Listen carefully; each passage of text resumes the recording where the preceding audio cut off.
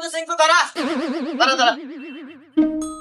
তুই খালি কষ্ট কাম গিফট দিই না, তোর না কাছে গিফট আছে নে। তাই নাকি বন্ধু? জায়গা খুশি হলো। খুলিস না কে? এই গিফট তুই তখনই খুলবু যখন তুই খুব বিপদ থাকবু, বিপদ তোর পিছনে ছাড়তেইছে না, তখন আমার কথা মনে হলে তুই এই সময় গিফট খুলবু। আচ্ছা ঠিক আছে বন্ধু, তুই তো যা, তাহলে আমি বিকেল যাওয়ার বানি। আচ্ছা ঠিক আছে। কে রে, তুই যে আমার থেকে সুদের উপর টিয়া নিলু, আজ 6টা মাস হয়ে গেল, সুদ তো দেশই না, আসলটাও দিতেছ না। ভাই আমার খুব ক্রাইসিস চলতেছে ভাই, আমাকে আর একটু মাস সময় দেন ভাই, আমি আপনার টিয়া দিয়ে দেবো। তোকে আর 1 সেকেন্ড সময় দিয়ে আরাম না, এ যে গাড়ি নিয়ে গেলাম, টেহা দিয়া গাড়ি নিয়ে যাস যা।